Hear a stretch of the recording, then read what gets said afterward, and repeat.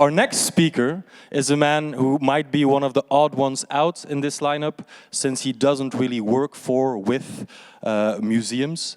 He is an IT strategist. He is a person who knows the world of technology very well. He's the host of a Computer Club podcast. And he is the perfect person to tell you all about AI for the knowledge worker and AI for productivity work.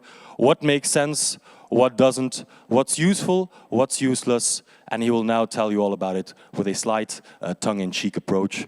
So give a warm applause for the actual next speaker, Frederik de Bosschere. Yes. There's always the thing standing in between you and lunch. And then I heard talking about heritage. I'm like, shit. That's not at all what I'm going to be talking about. So I was getting a bit nervous. Like Robin said, I'm not a museum person. I like going to museums, but I'm not a professional like you. I work at a technology company where we guide companies in AI transformation. So how can they put that to use for customers, front stage, but especially behind the scenes as well? It's very clear that a lot is happening there. So what can companies do? And for some 8 years running, I've been doing a weekly technology podcast. So there's really no escaping AI as well. So quite informed, also quite AI curious.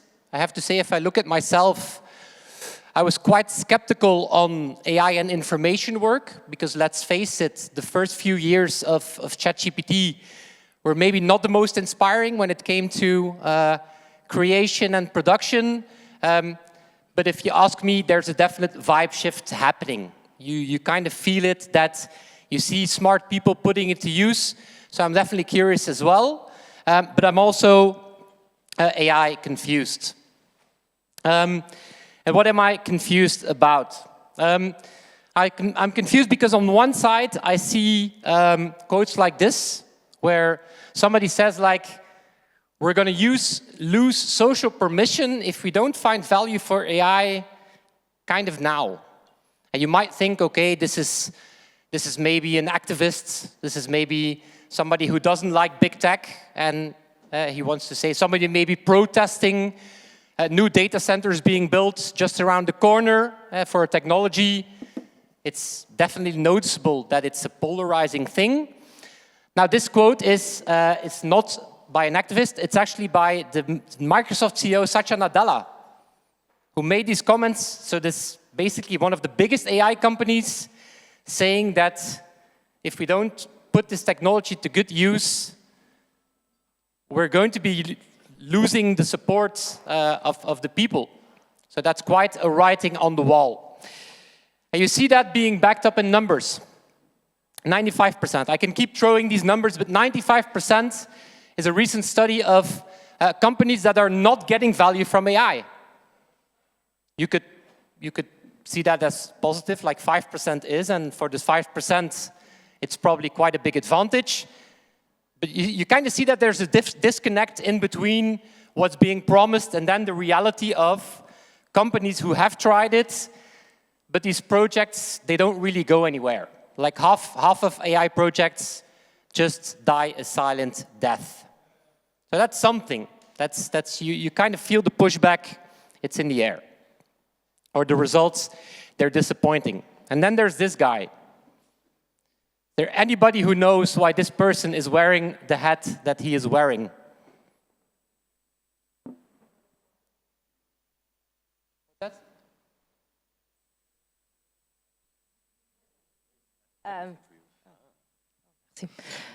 Because his company is called Claw. It's a very good guess. Yeah, it's OpenClaw. I don't know if anybody has heard of OpenClaw. It's probably the most popular piece of software right now. It's an agent, if you want an expensive word. Basically, you give AI access to your whole system, which is also a security nightmare, by the way, but you just let AI run wild on your system, and you can just ask it to do anything, like deal with my mails, and you don't have to go back and forth between ChatGPT and your computer. You just put OpenClaw on there, and things happen. Now, why the hat? Well, this is just so popular that people are now doing meetups of fans of this software wearing hats. So that's also quite noticeable, right? Like normally people don't wear hats because they love software. This is not typical behavior. So you kind of feel that we have something happening. We have a lot of pushback, but then we have the apostles spreading the gospel. So something is there. And that begs the question of a few years in, and we've all used it for some emails and the likes, but the big question, or like the trillion-dollar question that right now is all that just for show? Is it all just a way of automating some silly work? Is it all just theater? Now, this is what I mean with office theater. You've maybe seen this cartoon. Person on the left says, "Ha! I don't have to write this really long email. I just give AI 3 bullet points." And then the other person receiving that email says, "Ha! I don't have to read that email. AI makes 3 bullet points. Just write the fucking bullet points." This is very high tech. Like, there's a lot of computing happening here. And for what? For an email, again, that should have just been the bullet points. So we have this crazy information technology, and the best that we can come up with is emails. Here's another one. This is an actual ad by Microsoft. So remember the CEO that said, if we don't find good use for this, we're going to crash the economy. The people are not going to like us. And then he says, how about I can be in 3 meetings at the same time thanks to Microsoft Copilot? I can tell you that if your people are capable of being in 3 meetings at the same time, you will not be saved by buying Microsoft Copilot. You have a bigger corporate problem than a license on a chatbot. But this is a perfect example of, it's not because we now have very high-tech technology that this is still not silly work. In Dutch, they say monkey work. We're all good in Flanglish, right? Monkey work sounds like it could be an expression. It's not because we have fancy monkey work that it's still not monkey work. Not to shame people who use ChatGPT, I do it as well, but this is very serious. For a long time, technology has had almost 0 actual cost. Computing was very energy efficient. You would not worry about what's the cost of the thing that I'm doing. Well, this generation of AI, large language models, it comes as a very serious cost. It has a serious ecological impact. So again, we have the most advanced technology that we've had in decades, and what do we use it for? To create meeting minutes that nobody will read anyway. So that's a shame. So I think that we can do a lot better. Because the question is not, will this happen? It is happening. The cat is out of the bag. It's a Dutch expression, probably in English as well. So this is happening, but the question is, what do we use it for? Silly work, or can we find something better? Some pieces of the puzzle. What I notice in the companies that we work with, banks, typical companies like that, it's really an opportunity to rethink your processes. And this is also something that we've grown accustomed to in technology, is we have this very weird obsession that we want to automate things. This is how technology has always worked. Let's just put automation to use. Let's not have to produce this ourselves. Let the machines do it. And again, with AI, this is a big promise, right? Let's automate. Let's become more efficient. But this is a very binary way of looking at it. And we shouldn't think about AI as automation, because it's in fact, a lot of the times, it's a very bad idea. Why? And I hope that this is not the first time that you're hearing this. This generation of AI makes mistakes by design. You know, hallucinations, that used to be a fun thing, right? Now it's like, oh shit, I just produced something that's actually totally not true, and now a lot of people are pissed off at me. Google, source of information, now they tell you, if your toppings fall off your pizza, why not put glue on there? And this is something that I like about the internet. Of course, somebody is going to try that.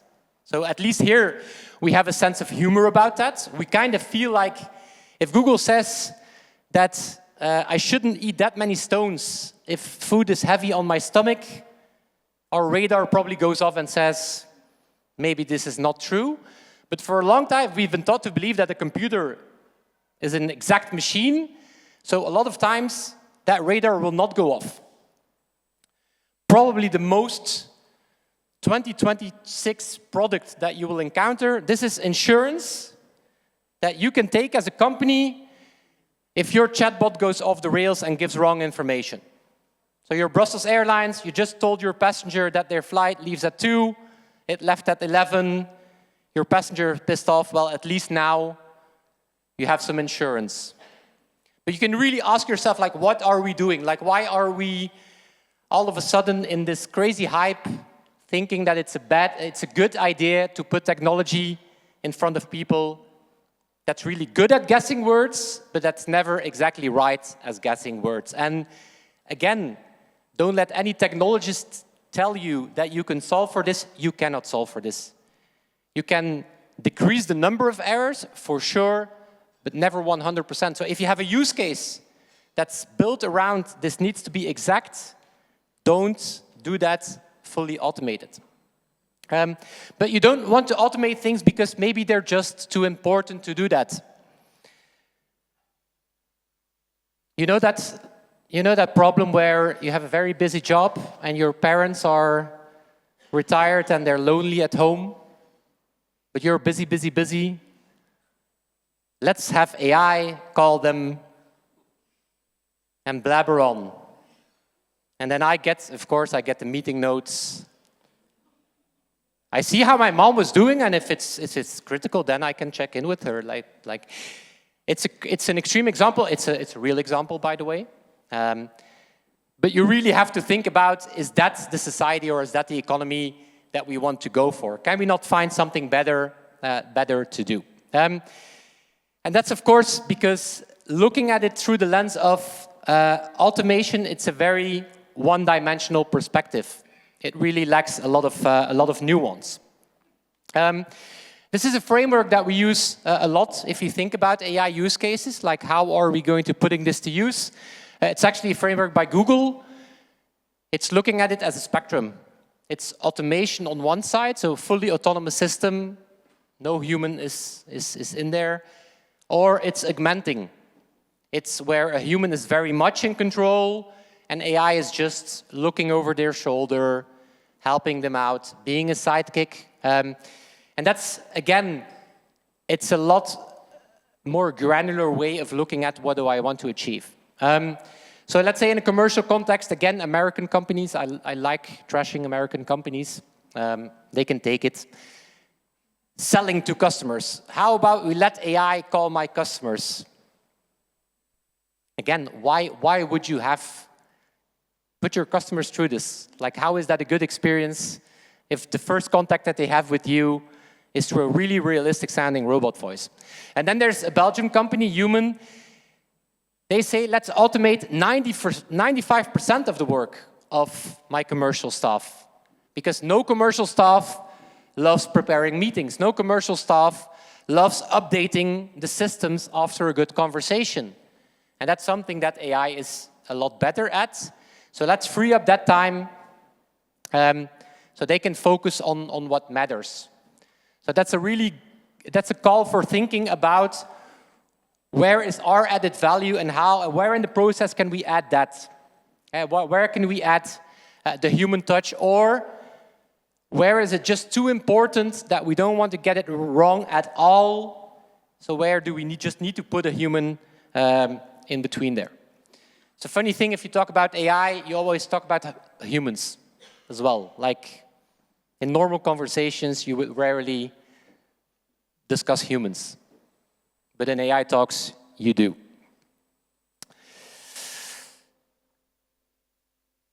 I mask my insecurities by using 2x2 graphs. I think it makes me look smart. You tell me. But this is, again, it's a way to think about what wave is coming, and it's on one side you look at that automated MENT framework. You look at that spectrum from AI taking over tasks and tasks where humans really shine.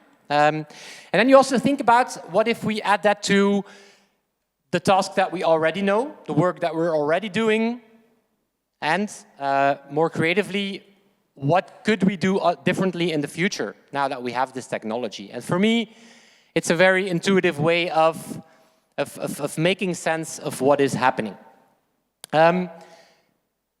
Automating things that we already do, the busy work, that's just outsourcing your work to AI.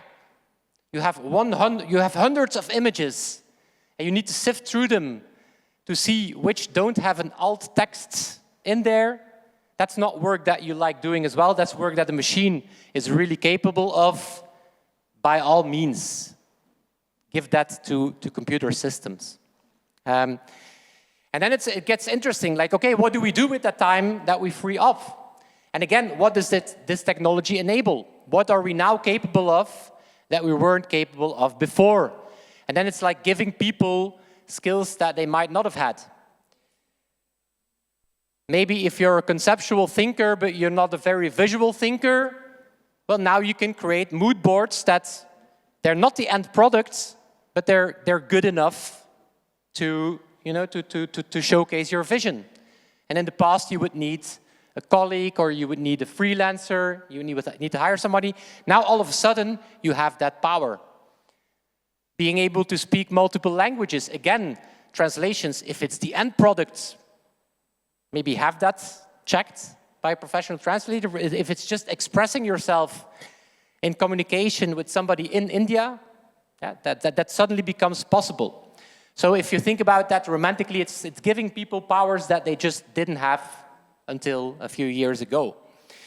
And then, of course, you do jump that axis and you think about, okay, but if that is the work that we know today, then for sure it's going to change how we team up in our organizations.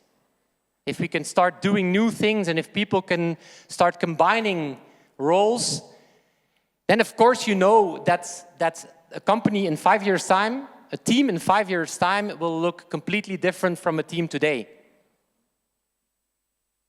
If your team looks exactly the same in 5 years' time, crazy. I'm not going to insult you, it's okay. But again, that's still putting humans, letting them do different things and different teams. But if you pull that thread through, and if you can start doing that with smaller and smaller teams, maybe no longer having that many people, and of course that sounds a bit grim or dystopian, but that's where you have really reimagining what a company is or what an organization can do. Then you can create experiences that we couldn't create today, and you can do that at a fraction of the costs that we can do that today. Yeah, of course, that's disruption if you want to have a big buzzword. But don't run before you can walk. Don't start at the top left. It's very intimidating. If your boss comes to you and says, make me the museum of the future, yeah, good luck. It's quite intimidating. So let's just start at the beginning. Look at what's just silly busy work that I don't like doing. What's something that I couldn't do today that I can maybe do a little bit now? And if you have that validation of this is something, then scale that and look at, okay, maybe how my team, which hires am I going to do tomorrow? Which people am I going to add to my team? And then you will see that changing. I mask my insecurities with fancy-looking schemes. It's okay, you don't have to read this. This is something that we actually do if we work with a company on AI transformation. Is we don't start with this is what AI can do.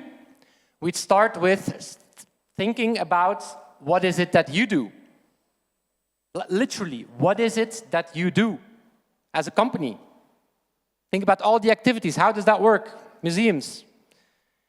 It's which experiences are we going to bring there? It's facility management, it's safety, it's school visits, whatever. You just look at everything you do at the company and you start looking at which domains do I have, which are strategic to me.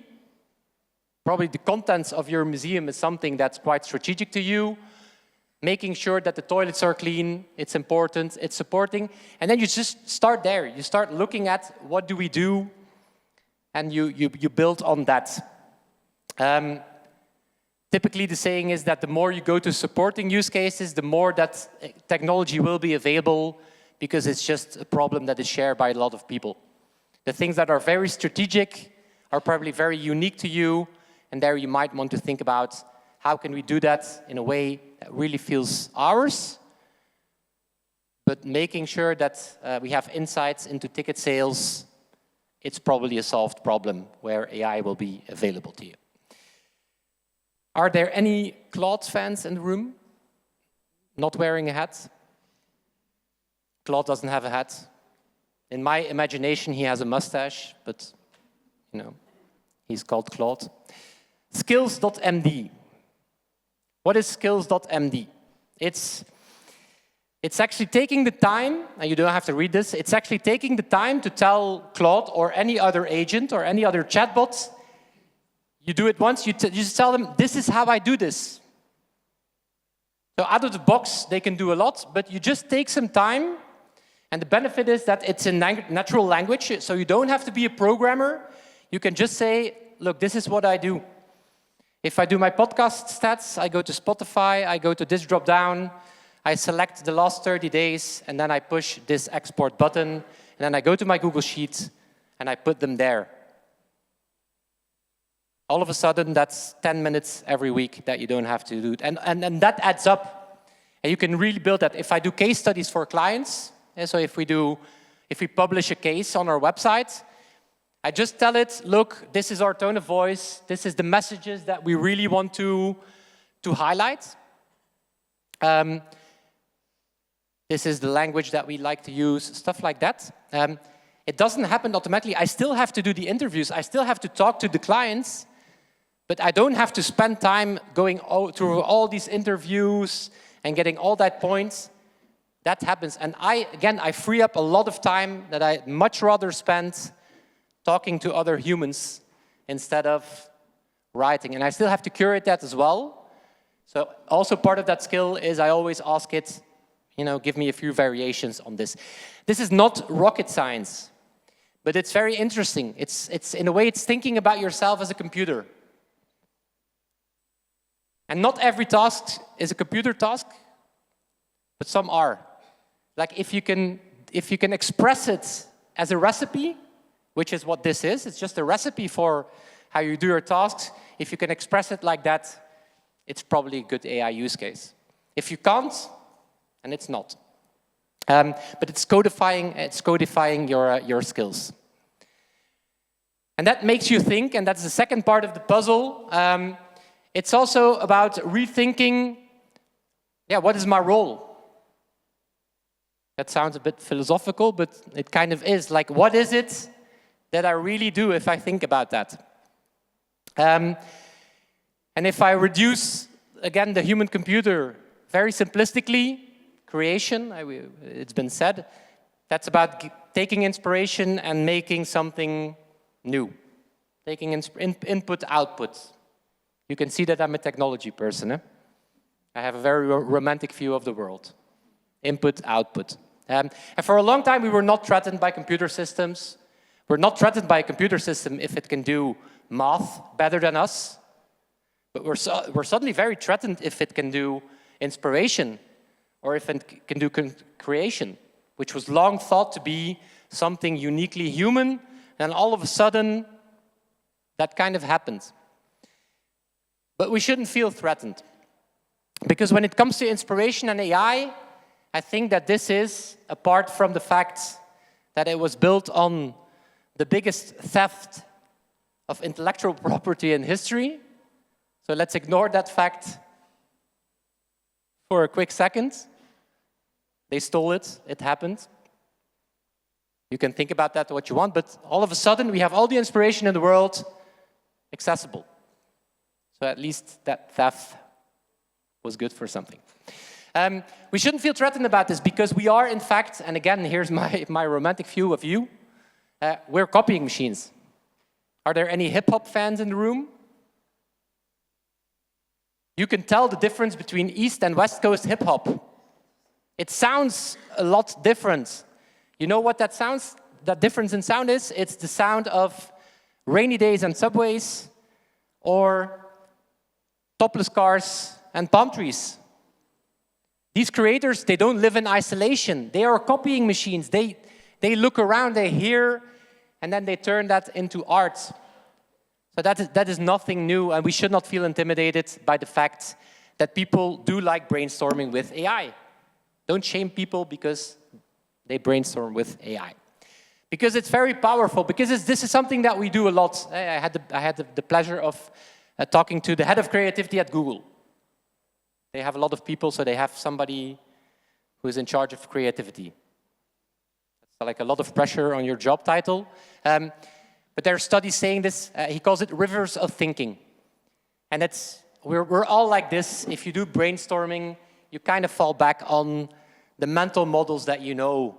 You know, you have your places where you look, and that can help, but it's also restrictive. And AI can definitely be something that just lets you jump in another river, you know, like if you look at that.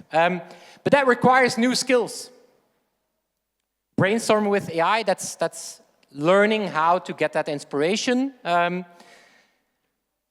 it's also, and I think people here will probably like this, it also creates a very big new responsibility, not necessarily for coming up with inspiration, but for curating that inspiration. The Super Bowl, I like to mask my insecurities by mentioning Bad Bunny, who I did not know until recently. So let me tap into that Latino energy. The Super Bowl is a cultural moment. There's very few moments like the Super Bowl. What's the secret behind the Super Bowl? It's just looking at all that data of all the music that people are consuming, and it's looking through all that data. It is not. It's in fact Jay-Z. The production company of Jay-Z is being tasked every year. They have the creative freedom of saying, you decide who you put on that stage.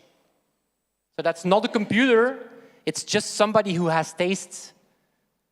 Because that's the thing about AI, it's really good at repeating patterns, but sometimes you just want to jump from that pattern. And that's what curators are really well positioned to do. So people say that data is the new gold. Brain farts are the new gold.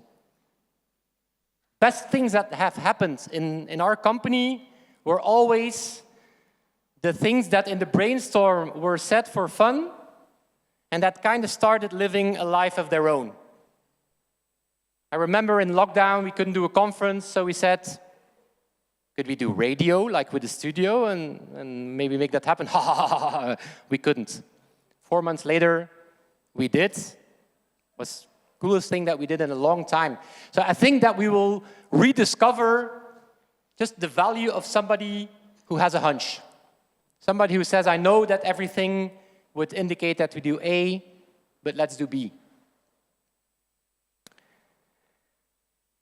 And then creation and AI, I think if we're already intimidated by inspiration and AI, I think we can supersize that when it comes to producing. And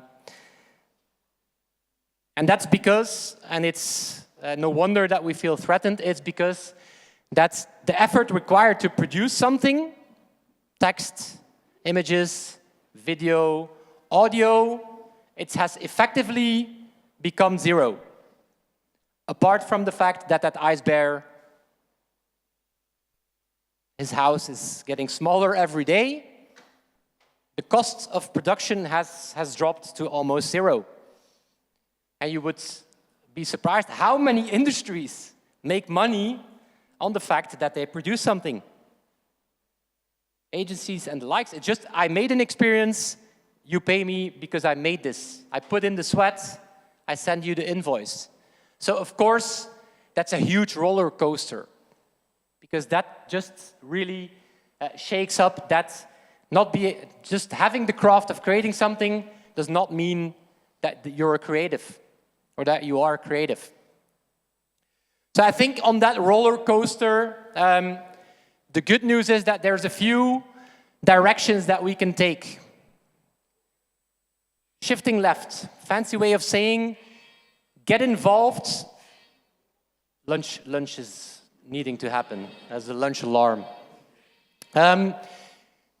Be involved earlier. I'm sorry, if your job is producing something that somebody else has scoped in detail, that's going to be a tricky job for you. So make sure that you're in the room where those decisions happen. Be a partner that goes and co-creates. Talk to more stakeholders so you understand what's important to you. Talk to customers, talk to your audience to read that room. But again, don't just be somebody that makes something without understanding what is the strategic value of the thing that I'm making. So get involved earlier.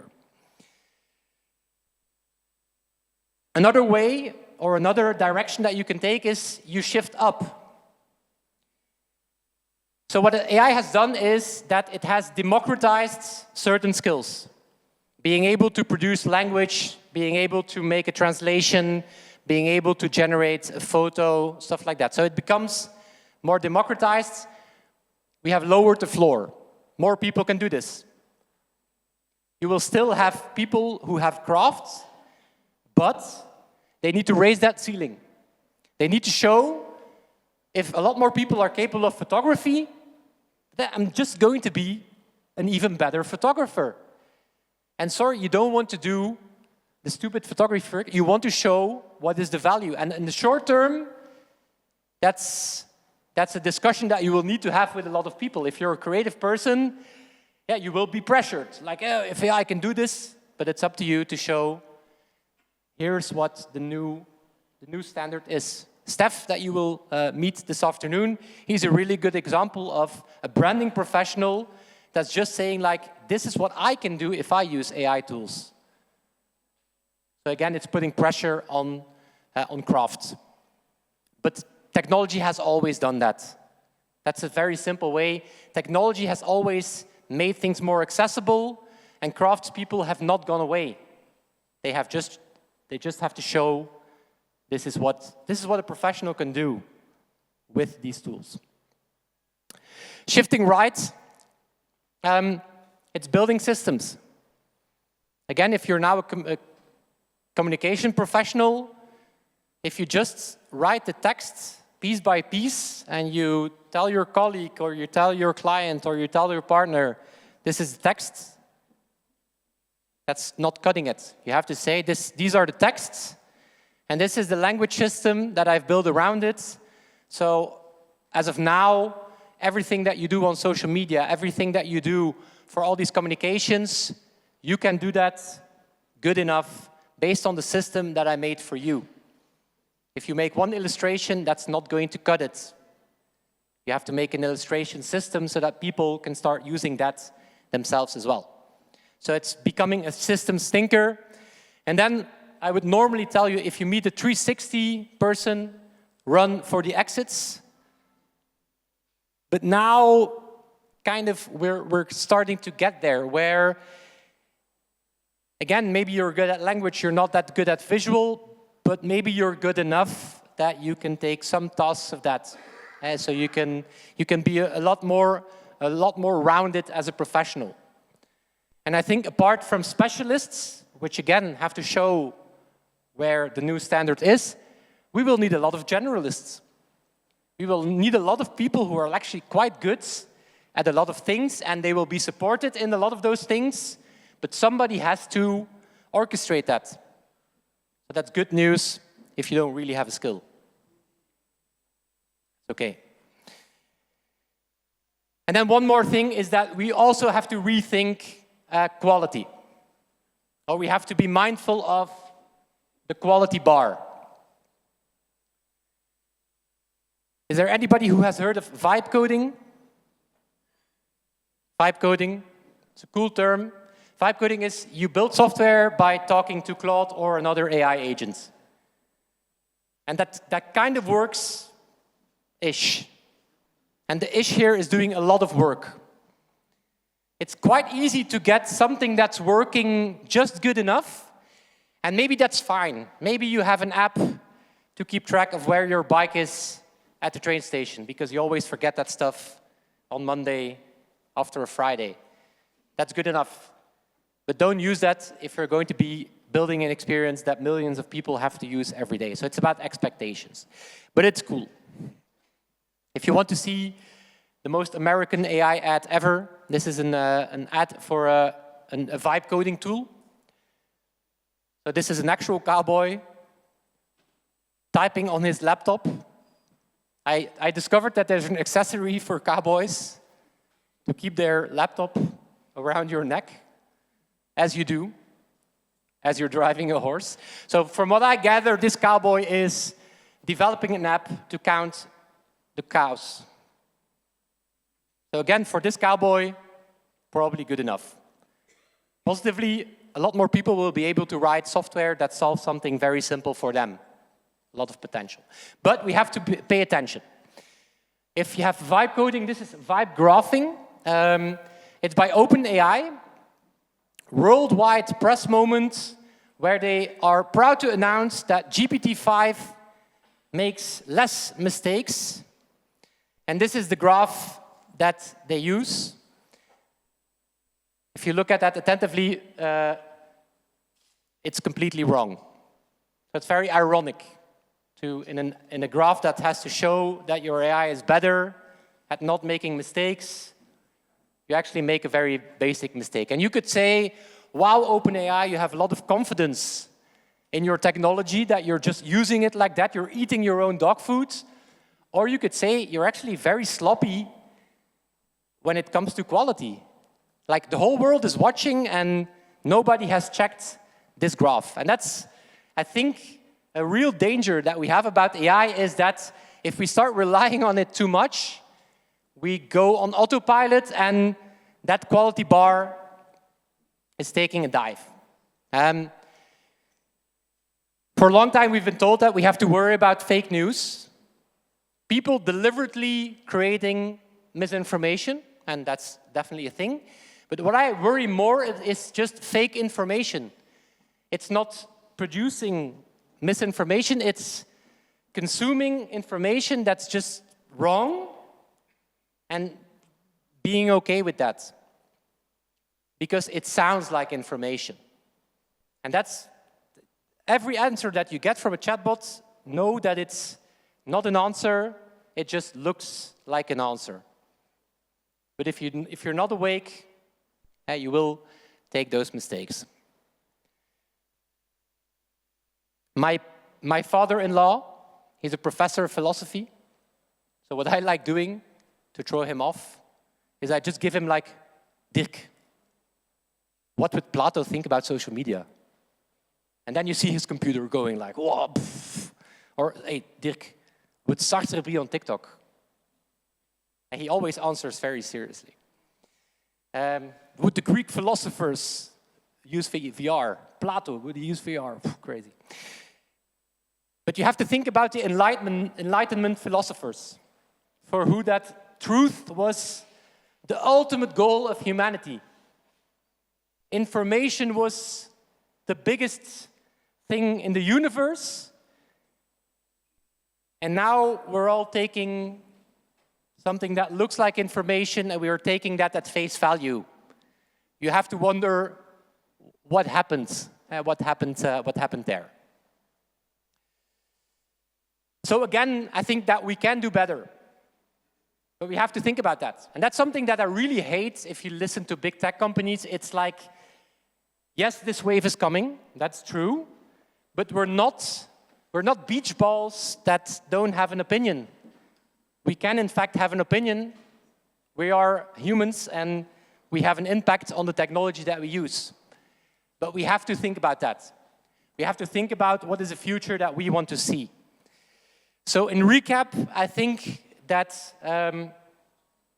if we are awake, and if we do feel like this is something, and I think that this is something, it's also an opportunity. This is a really good chance as a company, as an organization, to rethink your processes. Don't do things just because you were doing these things all these past years. Just don't throw AI at something that's maybe broken. Think about how can we do things differently. Also on a personal level, it's a good opportunity to think about what are things that we're really capable of or that we're now capable of. I think that's cool. It's threatening, yes, but we're having our careers at one of the most interesting times in human history. That's a cool way to think about that. It's a cool way to think about that. Thank you. But very important, you have to add that nuance. The automated meant you need to have a lot deeper discussions than should we or shouldn't we. It's how should we do this? What should we pay attention to? Don't be happy with a vibe. I think as a society, a vibe sometimes is nice, but we can do better than a vibe. Thank you very much.